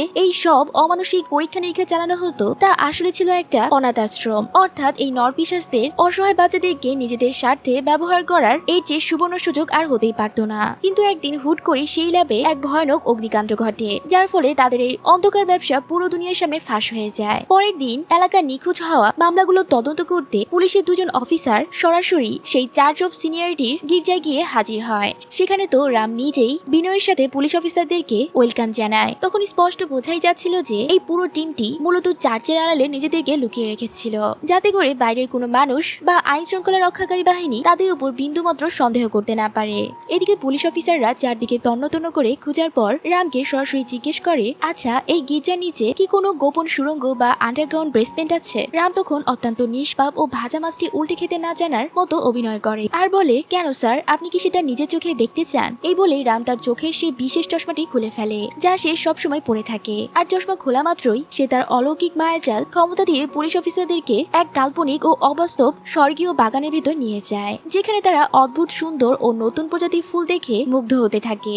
কিন্তু বাস্তবে সেই জায়গাটি ছিল তো তাদের সেই গোপন ল্যাবরেটরি, যেখানে তারা এখনো মানুষের উপর অমানবিক বৈজ্ঞানিক পরীক্ষা চালিয়ে যাচ্ছে। আর ঠিক এই সময়ই ব্রুঞ্জ কাকু যখন ওই দুই পুলিশ অফিসারদেরকে তাদের ঘরের সামনে দিয়ে হেঁটে যেতে দেখে, সে তার সমস্ত শক্তি দিয়ে চিৎকার করে তাদের ডাকতে থাকে, যাতে করে তারা তার প্রাণ বাঁচায়। কিন্তু ব্রুঞ্জ কাকুর আপ্রাণ চেষ্টার এক ফুটাও কোনো কাজে আসে না, কারণ পুলিশ অফিসাররা ততক্ষণে রামের তৈরি করা মায়াজালে পুরোপুরি বুঁদ হয়ে গিয়েছিল। আর ওদিকে লিয়ের ক্ষেত্রে দেখা যায় যে ওন, রো এবং সুন অলরেডি তাকে জোর করে গাড়ির ভেতর তুলে নিয়েছে এবং তাকে হুমকি দিয়ে বলে, তুমি যদি আমাদেরকে সহজে সাহায্য না করো তাহলে তোমার সাথে খুব খারাপ হবে। এর পরের মুহূর্তেই তারা তার কাছে রিকোয়েস্ট করে বলতে থাকে, ভাই এতটা স্বার্থপর না হয়ে আমাদেরকে পুরো বিষয়টা বুঝিয়ে বলো, আমাদেরকে শিখিয়ে দাও যে কিভাবে আমাদের ভিতরের এই অলৌকিক শক্তিকে আমরা নিয়ন্ত্রণ করতে পারবো। তুমি তো একটা রোবটের মতো জীবনযাপন করছো, তার চেয়ে বরং জীবনে একটি অন্তত ভালো কাজ করো। লিয়ের তখন মনে হতে থাকে সে কোন যন্ত্রণায় ফেসে গেছে, তাই সে গাড়ির মাঝপথেই নেমে যাওয়ার চেষ্টা করে, কিন্তু উন ও বাকিরা তাকে জাপটে ধরে, কারণ তারা ভালো করেই জানে যে তাদের হাত থেকে বের হওয়া অতটাও সহজ নয়। ঠিক তখনই হঠাৎ করে তার সামনের রাস্তায় পুলিশের একটা গাড়ি দেখতে পায়। গাড়িটি অনিয়ন্ত্রিতভাবে ডানে বামে ঝুলছিল এবং এক পর্যায়ে রাস্তার উপর উল্টে দুম দুমড়ে মুচড়ে চলে যায়। এটা দেখে তারা সবাই খুব দ্রুত গাড়ির দিকে দৌড়ে যায় যাতে ভেতরের মানুষদের প্রাণ রক্ষা করতে পারে। তারা প্রথম পুলিশ অফিসারটিকে কোনো মতে টেনে বের করে আনার পর যখন দ্বিতীয় অফিসারের দিকে হাত বাড়ায় তখন তারা একেবারে শিউরে ওঠে। তারা দেখে যে সে অফিসারের হাত দুটো পুরো ইলাস্টিক বা রাবারের মতো হয়ে গেছে। তারা যতবারই তাকে টেনে বের করার চেষ্টা করছে তার হাত যেন রাবারের খেলনার মতো অনবরত লম্বা হয়ে ফিরে আসছে। শুধু তাই নয়, লোকটা পুরো মুখমণ্ডল গলে একেবারে বিকৃত হয়ে গেছে। আর এর কারণ হলো সেও ছিল মূলত সেই সুয়ারেজের নোংরা ও কেমিক্যাল যুক্ত পানির শিকার। তারা যে কোনো উপায়ে তাকে বের করার আপ্রাণ চেষ্টা করতে থাকে। ওদিকে গাড়িতে আগুন ধরে যাওয়ায় সুন এক বালতি পানি নিয়ে আসে তা নেভানোর জন্য, কিন্তু দুর্ভাগ্যবশত সেখানে দুটো বড় মুসিবত দেখা যায়। প্রথমত পানি দেওয়ায় আগুন কমার বদলে আরো দাউ দাউ করে বেড়ে যায়, আর দ্বিতীয়ত সুনের একটা হাত গাড়ির বডির সাথে আঠার মতো লেপটে যায় এবং অন্য হাতটি রুয়ের কাঁধের উপর শক্ত হয়ে আটকে যায়। অর্থাৎ সহজ কথায় গাড়িটি যদি কোনোভাবে ব্লাস্ট বা বিস্ফোরণ ঘটে তবে সুনের সাথে সাথে রুয়ের জীবনও মাঝখান থেকে শেষ হয়ে যাবে। পরিস্থিতি বেগতিক দেখে লি চরম কায়দায় তার হাত নাড়িয়ে অর্থাৎ অলৌকিক ক্ষমতা দিয়ে তাদের দুজনকে মুক্ত করার চেষ্টা করে। তবে এখানে দেখা যায় সুনের হাতে সে আঠার জোর লিড টেলিকাইনেসিস শক্তির চেয়ে অনেক গুণ বেশি শক্তিশালী ছিল। উন যখন তাদের সাহায্য করার জন্য দৌড়ে এগিয়ে যায় তখন হঠাৎ করেই কোনো কিছু বুঝে ওঠার আগেই সে টেলিপোর্ট হয়ে অন্য একটা অচেনা জায়গায় চলে যায়। উন যখন আবার একই জায়গায় ফিরে আসে ততক্ষণে রো নিজেই পরিস্থিতি সামলে ফেলেছিল, কারণ ঠিক সেই মুহূর্তে রো এর নিজের ভেতরে সে অলৌকিক ক্ষমতার জাগ্রত হয় এবং সে নিজের হাতে প্রচন্ড শক্তি দিয়ে গাড়ির লোহার বডির সে অংশটি ভেঙে সুনকে গাড়ি থেকে আলাদা করে ফেলে। ওদিকে এই পুরো ঘটনা দেখে লিয়ের মনে এক মস্ত বড় খটকা আর সন্দেহের সৃষ্টি হয়, আর এই কারণে সে অফিসে পৌঁছানো মাত্রই সুয়ারেজ বা ড্রেনের লাইনের পুরো ম্যাপ বা মানচিত্র ফাইলটা বের করে যাতে সে নিখুঁতভাবে দেখতে পারে যে ঠিক কোন জায়গা থেকে এই কেমিক্যাল যুক্ত নোংরা পানি ড্রেনে এসে মিশে যাচ্ছে, কারণ যে কেউ ওই পানি স্পর্শ করা মাত্রই এক অদ্ভুত জীবে রূপান্তরিত হয়ে যাচ্ছে। ম্যাপ পরীক্ষা করতে করতে সে দেখতে পায় যে এই সুয়ারেজ লাইনে মূল সংযোগটি সরাসরি সেই চার্জ অফ সিনিয়রিটির চার্জের সাথে যুক্ত। এটা দেখা মাত্র লিয়ের সন্দেহ একদম নিশ্চিত হয়ে যায়। আসলে চার্জের লোকেরা নির্ঘাত নিচে একটা নতুন ল্যাব বা পরীক্ষাগার তৈরি করেছে, কারণ ওই বিজ্ঞাপনের কাগজের লোগোটি কখনোই শুধুমাত্র কাকতালীয় ঘটনা হতে পারে না।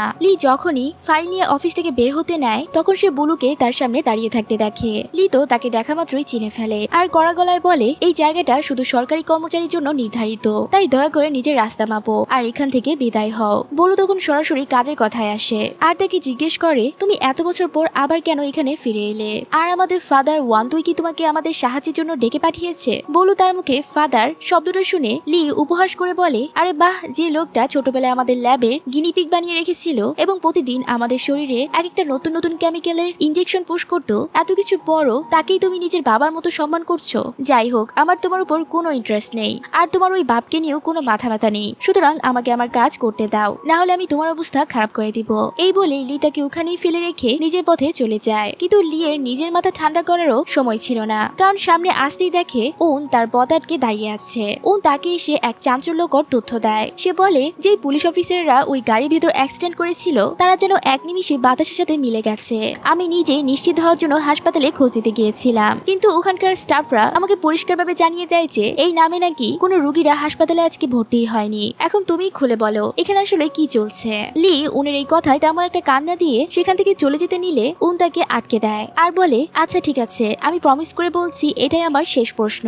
আমার এই যে সুপার পাওয়ার ক্ষমতা, এটার কি কোনো এক্সপায়ারি ডেট বা মেয়াদের শেষ আছে? মানে এমন কি হতে পারে যে কিছুদিন পরই এই ক্ষমতা চলে যাবে আর আমি কি আবারও আগের মতো অসুস্থ হয়ে পড়বো? উনের কথা শুনে লি তাকে আশ্বস্ত করে বলে তোমার কাছ থেকে এই ক্ষমতা কেউ কখনো কেড়ে নিতে পারবে না, অর্থাৎ তুমি সারা জীবন এই ক্ষমতা নিয়ে বেঁচে থাকবে। লির মুখে এই কথা শুনে উন খুশিতে যেন একেবারে আকাশে উঠতে থাকে। সে অফিস থেকে বের হয়ে রাস্তায় জাকি বাজছিল তার সাথে হেসে হেসে হাত মিলাচ্ছিল।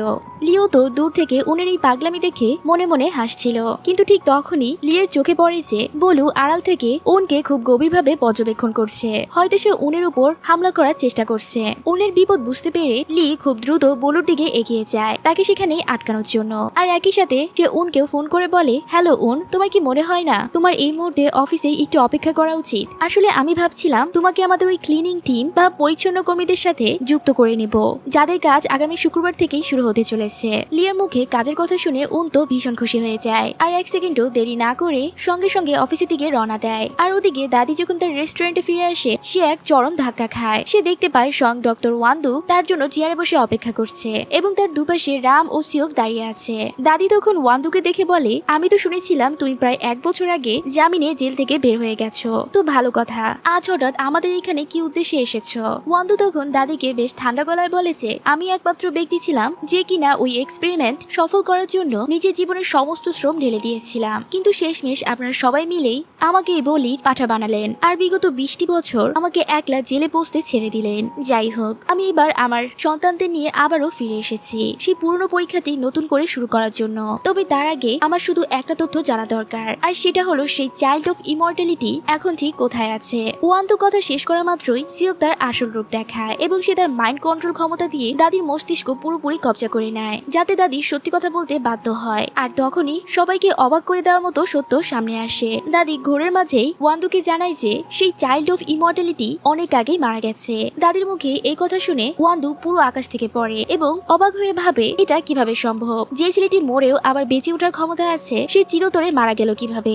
ওয়ান্দু তখন রেগে গিয়ে চিৎকার করে বলে এটা কিভাবে সম্ভব হতে পারে। আর ঠিক তখনই আমরা একটা ফ্ল্যাশব্যাকের দৃশ্য দেখতে পাই, যেখানে ওয়ান্দু মূলত সেই ভয়ানক অগ্নিকাণ্ডের দিনটির কথা মনে করছিল, কারণ সে সেদিন নিজের স্বার্থে ওই চাইল্ড অফ ইমর্টালিটির বাচ্চাটির জীবন মাত্র 5 মিনিটের মধ্যে 4বার নিয়ে নিয়েছিল।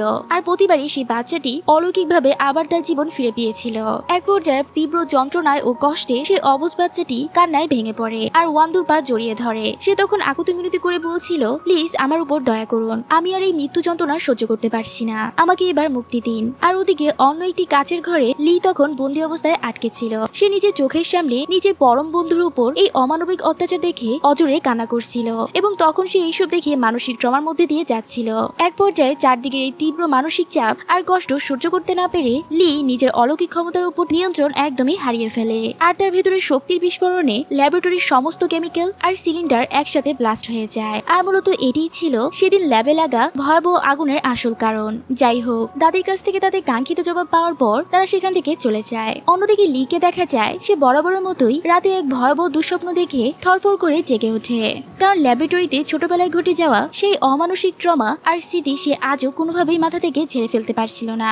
পরের দিন সকালে ওন, সুন এবং রো তিনজন একসাথে দল বেঁধে লিয়ের অফিসে গিয়ে হাজির হয়। তারা লিকে গিয়ে বলে, মাস্টার, আজ থেকে আমরা আপনাকে আমাদের ওস্তাদ বলে মানব, যাতে আপনি আমাদের আপনার মতো করে সব সিক্রেট ট্রিক্স শিখিয়ে দিতে পারেন আর আমরাও আপনার মতোই নিখুঁতভাবে নিজেদের ভেতরের এই অলৌকিক ক্ষমতাকে নিয়ন্ত্রণ করতে পারি। তাদের এই পাগলামি দেখে লি তাদের অফিসের একটি পুরনো গুদাম ঘরের ভিতরে নিয়ে যায় আর বলে, আমি তোমাদেরকে এই ঘরের ভিতরে রেখে বাইরে থেকে দরজা লক করে দিচ্ছি। তোমরা একদম শান্ত মাথায় নিজেদের ব্রেন পুরোপুরি ক্লিয়ার করো আর বোঝার চেষ্টা করো ঠিক কোন পরিস্থিতি বা আবেগের কারণে তোমাদের ভেতরের এই শক্তিটা বাইরে বেরিয়ে আসে, কারণ এই ক্ষমতা জাগরণের পিছনে অবশ্যই কোনো না কোনো ট্রিগার তো অবশ্যই রয়েছে। লিয়ের এই কথা শুনে সুনের মনে খটকা লাগে আর সে বিরক্ত হয়ে বলে, কি মনে করেছেন আমরা কি বুঝি না? আপনি শুধু আমাদেরকে মাথা থেকে নামানোর জন্য এই ফোন দিয়ে এটেছেন। এটা কি কোনো কাজের কথা হলো যে আপনি আমাদের ঘরের ভিতর বন্দি রাখবেন আর আমরা নিজেরাই নিজেদের ক্ষমতা উৎস খুঁজে বের করব? তাহলে মাঝখান থেকে আপনাকে উস্তাদ বানানোর কি দরকার ছিল? কিন্তু ওন তখন লিয়ের পক্ষ নিয়ে বেশ জড়া গলায় বলে, খবরদার, এসব কথা বলা বন্ধ করো। আমাদের উস্তাদ কখনো এইসব ফালতু চাল চালতেই পারে না। তাহলে এখনই চলো লক্ষ্মী ছেলেদের মতো আমরা ঘরের ভেতরে ঢুকি। আর উস্তাদ, আপনি জলদি আমাদের পেছনে দরজাটা লক করে দিন। ওলের মুখে নিজের প্রতি এত গভীর অন্ধবিশ্বাস দেখে লিয়ের মন গলে যায় আর সে কিছুটা ইমোশনাল হয়ে পড়ে। তবে সে পরক্ষণে নিজেকে শক্ত করে আর মনে মনে বলে, না লি, নিজেকে সামলাও, তুমি মোটেও অত কোনো ভালো মানুষ নও। তোমার কাছে শুধু নিজের স্বার্থ আর উদ্দেশ্য ছাড়া অন্য কিছু কোনো মূল্য নেই। আর ঠিক এই সময়ই ওদিকে রাস্তানায় ডক্টর ওয়ান্দু তার টিমকে আদেশ দেয় যে তারা যেন সেই মাছের মতো দেখতে লোকটিকে চিরতরে দুনিয়া থেকে সরিয়ে দেয়, কারণ তাদের এই মিশন বা প্রজেক্টে তার আর কোনো প্রয়োজন নেই। ওয়ান্দুর এই নিষ্ঠুর সিদ্ধান্তের কথা শুনে রাম মনে মনে বেশ ভয় পেয়ে যায় আর সে সিউকে ফিসফিস করে জিজ্ঞেস করে, তোমার কি মনে হয় সিউক, আমাদের যদি একদিন তাদের কোনো প্রয়োজনে না লাগে বা আমাদের এই অলৌকিক ক্ষমতাগুলো শেষ হয়ে যায়, তবে কি ফাদার আমাদের সাথেও ঠিক এই একই রকম নোংরা আচরণ করবে নাকি আমাদের পাশে থাকবে?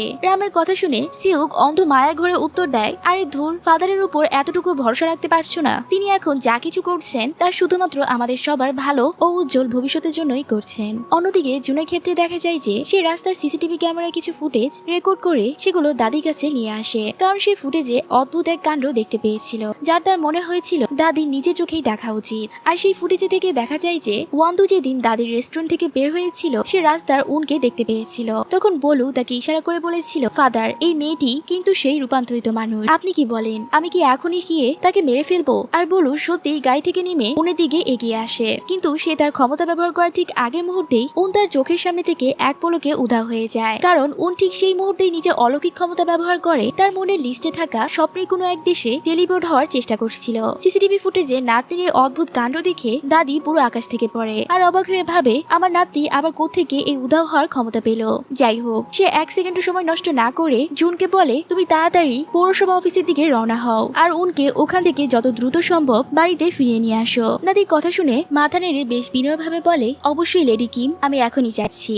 জুনের মুখ থেকে লেডি কিম শব্দটা শোনা মাত্রই দাদির মুখের রং 180 ডিগ্রি বদলে যায়, কারণ জুন তাকে সবসময় খুব আদর ও সম্মানের সাথে সবসময় দাদিমা বলে ডাকে। সে কখনোই তাকে এভাবে অফিসিয়াল নামে ডাকতে পারে যে সেটা দাদি কল্পনাও করতে পারেনি। দাদি তখনই সামনে দাঁড়িয়ে থাকা জনের মোবাইলে কল দেয় আর অবাক করা বিষয় হলো আসল জন তার নিজের অফিস থেকেই স্বাভাবিকভাবে ফোনের উত্তর দিচ্ছিল।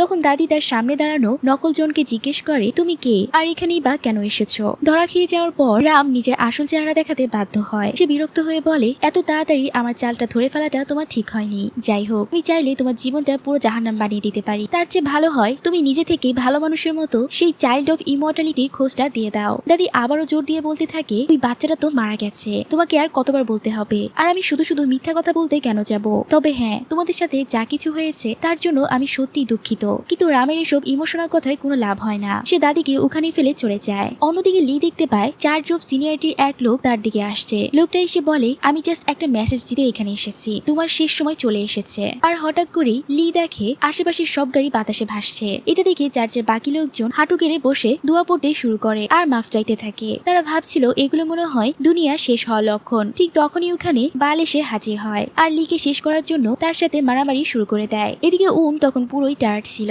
সে ভাবছিল 4 ঘন্টারও বেশি সময় ধরে আমি মাথা কাটাচ্ছি নিজের ভেতরের ওই পাওয়ারটা অন করার জন্য, কিন্তু কিছুতেই কিচ্ছু হচ্ছে না। এসব কথা বলতে বলতেই হঠাৎ করেই উন গায়েব হয়ে ঠিক ওই জায়গায় চলে আসে যেখানে লি আর বালের ফাইট চলছিল। সে সেখানে এসে দেখে লি এর পুরো মুখ রক্তাক্ত আর জখম হয়ে গেছে আর বাতাসে চারদিকে গাড়ি উঠছে। লিকে হেল্প করার আগেই ওয়ান আবার হুট করে নিজের রুমে ব্যাক করে। এবার সে বিছানায় একটা চাদর শক্ত করে ধরে যাতে ওটাকে ওর সাথে নিয়ে যেতে পারে। তারা যখন 3 জন একসাথে দাঁড়ায় তখন তারা আশা করছিল উনের পাওয়ার আবার কাজ করবে আর তাদের এই বিপদ থেকে দূরে কোথাও নিয়ে যাবে, কিন্তু কপাল খারাপ, এবার তার পাওয়ার পুরোপুরি লক হয়ে যায়, কোনো কাজই করে না। বাল এই চান্স হাতছাড়া করতে চাইছিল না। সে এক ছেলের সবাইকে একসাথে খতম করার জন্য আশেপাশের সব লোহালক্কর আর গাড়ি এক জায়গায় জড়ো করে তাদের দিকে ছুড়ে মারতে চায়। অবস্থা দেখে মনে হচ্ছিল খেলা হয়তো এখানেই শেষ, কিন্তু শেষ মুহূর্তে লাগ ভালো ছিল যে উন লিকে বাঁচানোর জন্য জান প্রাণ দিয়ে চেষ্টা করতেই তার পাওয়ার আবারও কাজ করা শুরু করে দেয়। ফাইনালি তারা ওখান থেকে গায়েব হতে পারে। শুধু তাই নয়, ওয়ান এবার সোজা চলে যায় ইতালির পম্পেই শহরে,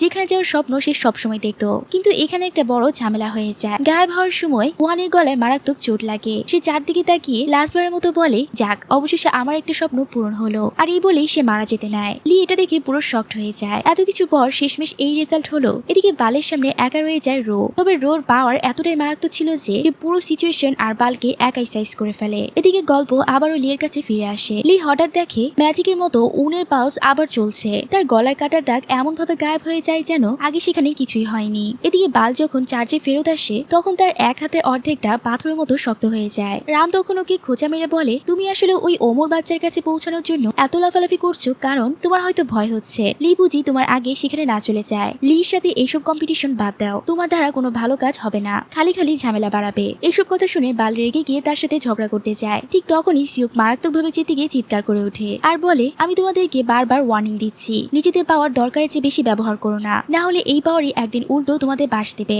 এদিকে ওন লিকে নিয়ে একটানে বাসায় চলে আসে, কারণ লি তখনও শকের চোটে পুরো বেহুশ টাইপ হয়ে গিয়েছিল। ওন তার পাশে বসে থাকে আর তখনই দেখা যায় লি ঘুমের ঘরে কোন একটা স্বপ্ন দেখছে। আমাকে আর কখনো ছেড়ে যেও না মা, আমার খুব ভয় করছে। ওন তখন একটু বিরক্ত হয়ে মনে মনে ভাবে আরে এখানে মা আবার কোত্থেকে আসলো, এমনিতেই তো ঝামেলার শেষ নেই, এখন আবার নতুন উপদ্রব। সে ওখান থেকে চলে যেতে চেয়েছিল, কিন্তু লিয়ের এই অসহায় অবস্থা দেখে তার মনে কিছুটা সহানুভূতি সৃষ্টি হয়। দিন শেষে লি যখন পুরোপুরি সুস্থ হয়ে ওঠে তখন সে দেখে ওয়ান তার পুরো ঘরটা একদম গুছিয়ে রেখেছে। শুধু তাই নয়, ঘরের চেয়ারগুলোর পায়ে সে প্লাস্টিকে বল লাগিয়ে দিয়েছে যাতে ক্ষমতা ব্যবহার করার সময় চেয়ারগুলো বাতাসে উড়ে আবার মেঝেতে পড়লেও কোনো আওয়াজ না হয়। পরদিন লি যখন অফিসে পৌঁছায় সে দেখে তারা 3 জনই তার জন্য অপেক্ষা করছে। লিকে সেখানে সুস্থ দেখে তারা 3 জনই স্বস্তি পায়। লি তাদের জিজ্ঞেস করে হঠাৎ তোমরা আমার এত খোঁজ খবর নিচ্ছ কেন? তখন ওন এসে লিয়ের হাত জড়িয়ে ধরে বলে কেন নিব না, আমরা সবাই এখন একটা টিম, তাই তো। এই প্রথম লি নিজেকে সামলাতে না পেরে আপন মনে হেসে ফেলে, কারণ সে নিজের অজান্তেই এই মানুষগুলোর মায়ায় পড়ে গিয়েছিল।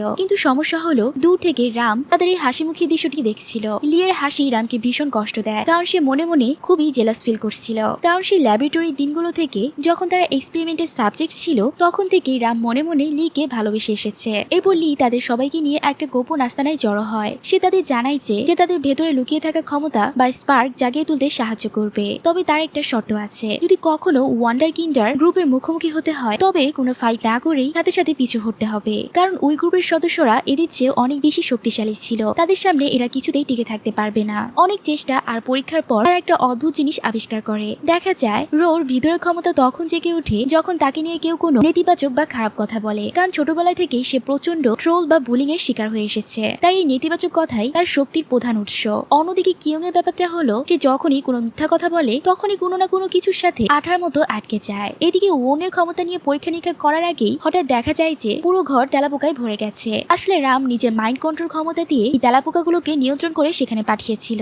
এর পরপরই রাম লিয়ের সামনে এসে হাজির হয় এবং তাকে জিজ্ঞেস করে, তুমি কেন আবার ফিরে আসলে? আর আমি ইদানিং দেখছি তুমি এই অপদার্থ দলদের নিয়ে বেশ ভালোই আছো, আর এই কারণে কি তুমি আমাকে এড়িয়ে চলছো? লি ঠান্ডা মাথায় জবাব দেয়, তোমার আর আমার পথ সম্পূর্ণ আলাদা। এরপর সে নিজের ক্ষমতা ব্যবহার করে রামকে ওখানেই থামিয়ে দেয়। দিনের শেষে লি ওয়ানকে একা পেয়ে একটা বড় সত্য শেয়ার করে। সে বলে, আমাদের যে কোনো মূল্যে ওদের আগেই সেই ইমর্টাল চাইল্ডটিকে খুঁজে বের করতে হবে, কারণ ওরা নিজেদের স্বার্থে তাকে ব্যবহার করতে চায়। তবে একটা সম্ভাবনা আছে, আমার মনে হয় সে বাচ্চাটি হয়তো আর বেঁচে নেই। ওনের এই কথাটা শুনে খটকা লাগে। সে বলে, তুমি তো এইমাত্রই বললে ওই ছেলেটি ইমর্টাল, তাহলে সে মারা যেতে পারে কিভাবে? ওন খুব বেশি জটিল বিষয় চট করে বুঝতে পারে না জেনে লি একদম সহজ আর পরিষ্কার ভাষায় তাকে সবটা বুঝিয়ে বলে। সে বলে, আমার সন্দেহ হচ্ছে যে তুমি হয়তো সেই অমর বাচ্চাটি যাকে সবাই খুঁজছে, কারণ তুমি ইতিমধ্যেই 2 বার মারা গিয়েছো এবং প্রতিবারই অলৌকিকভাবে বেঁচে ফিরেছ।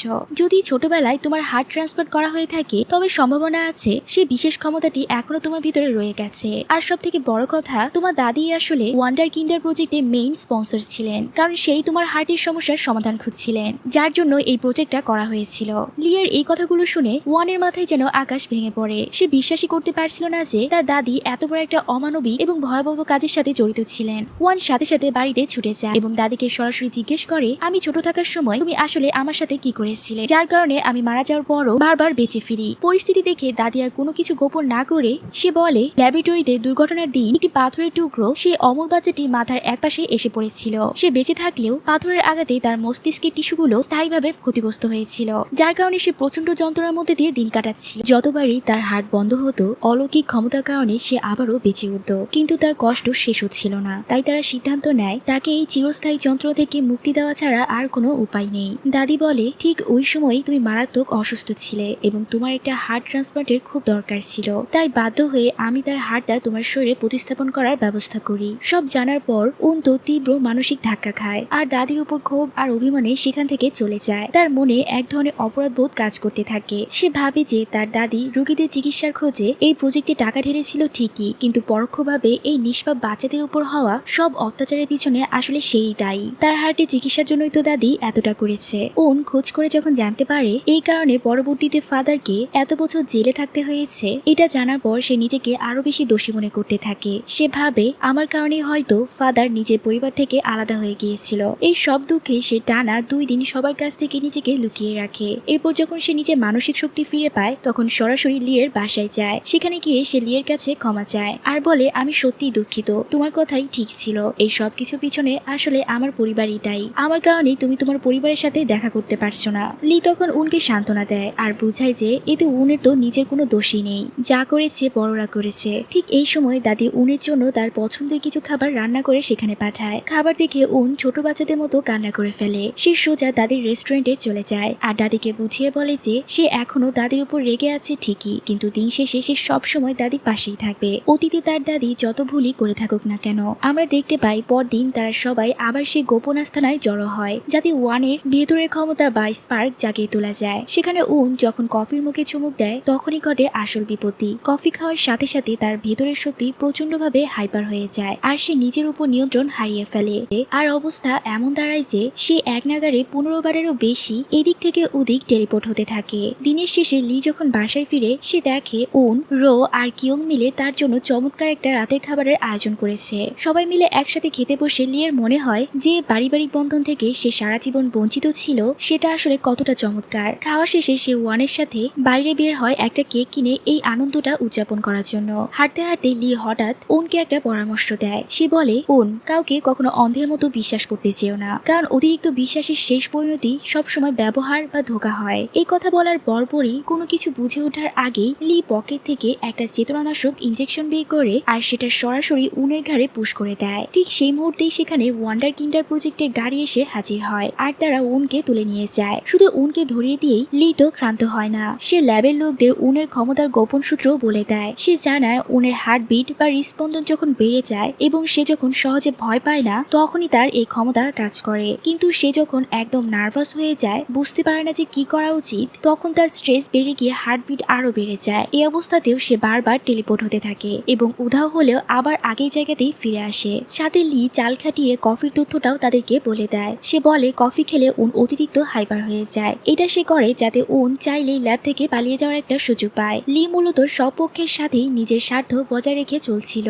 আসলে লি উনকে এইভাবে ধোকা দিল কারণ ওয়ান্ডার কিন্ডারের প্রধান তাকে শর্ত দিয়েছিল উনকে তাদের হাতে তুলে দিলে সে লিকে তার আসল বাবা মায়ের সব তথ্য দিয়ে দিবে। কিন্তু লিয়ের কপালে এবার খারাপ হয়, কারণ ইয়ং নিজের চোখে লিকে এই বিশ্বাসঘাতকতা করতে দেখে ফেলে। অন্য এক দৃশ্যে দেখা যায় জুন চার্চ অফ সিনিয়রিটির ভিতরে ঢুকে পড়ে এবং গোপনে দাদিকে ফোন করে জানায় যে এই চার্চের লোকেরা মানুষের সামনে অলৌকিক ক্ষমতা দেখিয়ে ভেলকিবাজি করছে, যা সাধারণ মানুষের কল্পনারও বাহিরে, আর মানুষ এগুলোকে ঐশ্বরিক অলৌকিক ঘটনা ভেবে অন্ধ বিশ্বাস করছে এবং চার্চে প্রচুর টাকা অনুদান দিচ্ছে। এই অনুদানের টাকা দিয়ে তারা মূলত আবার সেই পুরনো ল্যাব চালু করে ল্যাবরেটরি অমানবিক পরীক্ষা নিরীক্ষা শুরু করার পরিকল্পনা করছে। এদিকে উনের যখন ল্যাবে জ্ঞান ফিরে, সে নিজেকে বন্দি অবস্থায় আবিষ্কার করে এবং সামনে ওয়ান্ডুকে দাঁড়িয়ে থাকতে দেখে। উন তাকে জিজ্ঞেস করে আমি এখানে কেন, আর আপনারা আমার সাথে কি করছেন। ওয়ান্ডু একদম সহজভাবে তাকে বুঝিয়ে বলে আসলে আমাদের শুধু তোমার হাতটা দরকার, আর কিছু না, কারণ এই হাতটা অন্য একজনের, যা তোমার পাওয়ার কথা ছিল না।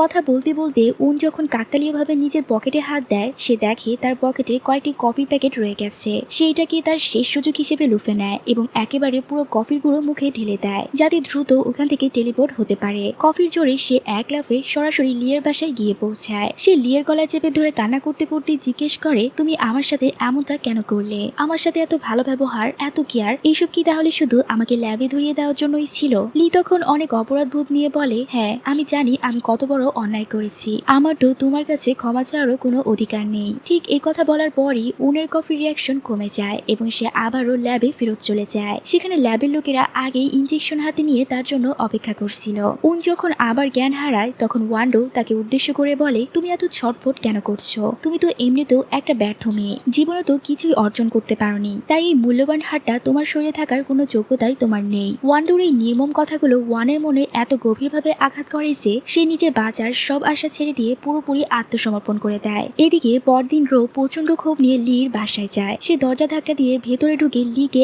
এক আচারে ঘরের কোনায় ফেলে দেয়। রো মারাত্মক রেগে তাকে জিজ্ঞেস করে উন এখন ঠিক কোথায় আছে। যখন থেকে জানতে পেরেছি তুমি আমাদের এভাবে ধোকা দিয়ে বিক্রি করে দিয়েছো, আমি নিজের ভেতরের রাগ আর সামলাতে পারছি না। তাদের এই মারামারির মাঝে হঠাৎ দাদি লিকে ফোন করে। দাদি লিয়ের কাছে অনেক কান্নাকাটি করে ক্ষমা চায় আর বলে তুমি সারা জীবন যে কষ্টের মধ্যে দিয়ে গিয়েছো তার জন্য আমি সত্যিই দায়ী, কিন্তু দয়া করে আমাকে বলো আমার নাতনি এখন কোথায় আছে। এই সবকিছুর পিছনে ওর তো কোনো দোষ নেই। দাদির এই কান্নাকাটি আর অনুরোধগুলো শুনে লিয়ের মনে ওন আর তার পুরো টিমের সাথে কাটানোর সব স্মৃতি ভেসে ওঠে। সে বুঝতে পারে এই মানুষগুলোই আসলে তার আসল পরিবার। নিজের ভুল বুঝতে পেরে লি রোকে শান্ত করে আর বলে তোমরা সবাই রেডি হও, আমাদের এখনই ল্যাবরেটরিতে অ্যাটাক করতে হবে। অন্যদিকে ল্যাবের ভিতর ওয়ান্ডু ওনের শরীর থেকে নমুনা সংগ্রহ করছিল যাতে সেটার উপর পরীক্ষা চালিয়ে নিজের মূল লক্ষ্য অর্থাৎ ইমর্টালিটির পাওয়ার ওষুধ সে তৈরি করতে পারে। তবে প্রজেক্টটি তখনও একদম প্রাইমারি লেভেলে ছিল। ইঁদুরের উপর তখন এটা ট্রায়াল চলছিল। রাতের দিকে লি তার টিম নিয়ে বনের ধারের একটি গোপন দরজা দিয়ে ল্যাবরেটরির ভিতরে ঢুকতে সক্ষম হয়। এদিকে উন তখন এক ভয়াবহ সত্য জানতে পারে। সে দেখে তার হাতটা কেটে নিয়ে তার সামনে থাকা এক 90 বছর বয়সী বুড়ো মানুষের শরীরে প্রতিস্থাপন করার প্রস্তুতি চলছে। তখনই উনের মনে ওয়ান্ডোর সেই পুরানো অপমানজনক কথাগুলো ভেসে ওঠে আর সে নিজের মনে জেদ দিয়ে বলতে থাকে আপনার কথাগুলো একদম ভুল ছিল, আমার এই পৃথিবীতে বেঁচে থাকার পূর্ণ অধিকার আছে, কারণ আমার দাদির কাছে আমি তার পুরো পৃথিবী, রোর কাছে আমি তার সব থেকে ভালো বন্ধু, আর কিয়ং এর শরীরের সাহস তো আমিই জুগাই। শুধু বাকি রইল লিয়ের মনে আমার আসলে কোনো জায়গা আছে কিনা তা আমি এখনো শিওর না। ঠিক সেই মুহূর্তে লিয়ের কথা বলতে বলতেই লি সেখানে এসে হাজির হয় আর প্রমাণ করে দেয় যে লিয়ের কাছে ওনের চেয়ে গুরুত্বপূর্ণ আর কিছুই নেই। লি দ্রুত ওনের স্ট্রেচার বা বেডটা টেনে ল্যাবের লোকদের কাছ থেকে দূরে সরিয়ে নেয় আর এখান থেকেই শুরু হয় আসল লড়াই। তবে লড়াই যাওয়ার আগে লি উনের একদম কাছাকাছি এসে দাঁড়ায় যাতে করে করে উন কিছুটা নার্ভাস ফিল করে আর তার হার্টবিট বেড়ে গিয়ে ক্ষমতা সচল হয়। লি তাকে বলে তাড়াতাড়ি এখান থেকে অন্য কোথাও টেলিপোর্ট হয়ে চলে যাও, বাকিটা আমরা দেখছি।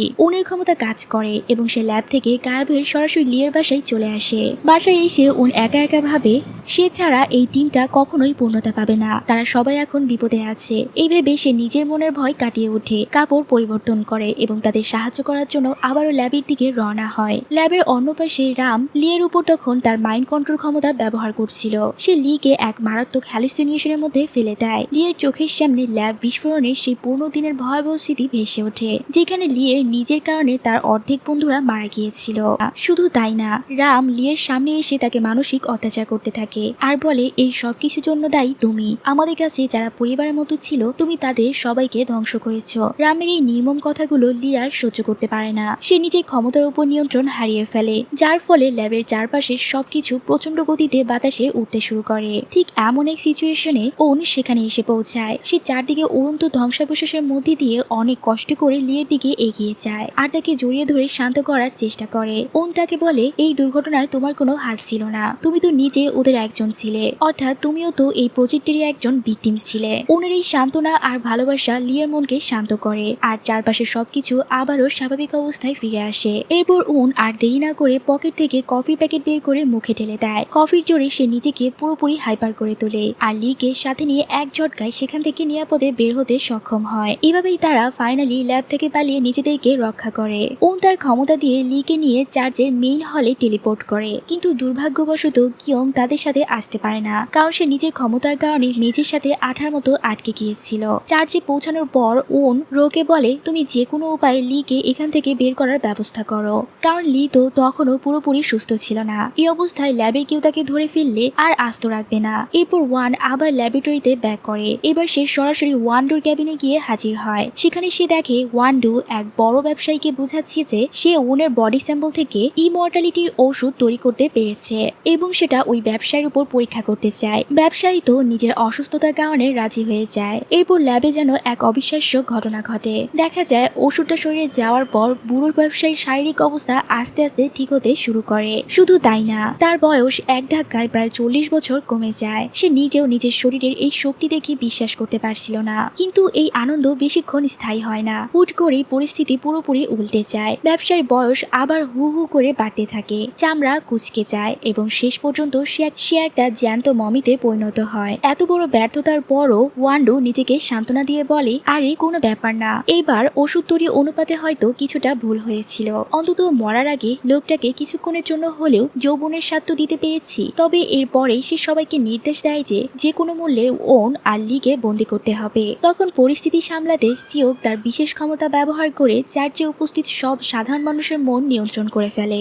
সে লাউড স্পিকারে ঘোষণা দেয় যে বিল্ডিং এর কিছু চোর ঢুকে গেছে এবং সবাইকে বলে তাদের ধরে ফেলতে। এবার পরিস্থিতি দাঁড়ায় একদিকে ওনদের 4 জন বন্ধু আর অন্যদিকে চার্চের প্রায় 500 জন মানুষ। এমন বিপদে দৌড়ে পালানো ছাড়া ওনদের আর কোনো উপায় ছিল না। এদিকে কিয়ং নিজের ক্ষমতা ব্যবহার করে কোনো মতে ছাদের পাইপ বেয়ে ল্যাব থেকে বের হওয়ার চেষ্টা করছিল। ঠিক তখনই সে আড়ি পেতে সিওক ও রামের মধ্যেকার এক ভয়াবহ গোপন পরিকল্পনা শুনে ফেলে। সিওক রামকে বুঝাচ্ছিল যে নতুন বছর বা নিউ ইয়ার শুরু হওয়ার সাথে সাথেই পুরো শহরের মানুষের মাঝে এক বিষাক্ত গ্যাস ছড়িয়ে দেওয়া হবে এবং সবাইকে মেরে ফেলে এই অধ্যায়ের শেষ টানা হবে। এই ভয়ানক ষড়যন্ত্রের কথা শুনে কিয়ং তো পুরো শকড। সে মনে মনে ভাবে এরা কোন গ্যাসে পুরো শহরের মানুষকে মেরে ফেলতে চায়, এদের তো কঠিন শাস্তি হওয়া উচিত। অন্য এক জায়গায় বুল শেষ পর্যন্ত লিকে খুঁজে পায়। সে লিকে সরাসরি চ্যালেঞ্জ করে বলে আজ হয় তুমি আমাকে খতম করবে, না হয় আমি তোমাকে শেষ করব। কিছুক্ষণ পর সিওক এসে দেখে বুল মাটিতে পড়ে আছে। ক্ষমতার অতিরিক্ত ব্যবহারের কারণে বুলের শরীরে প্রায় 3/4 পাথরে পরিণত হয়েছে।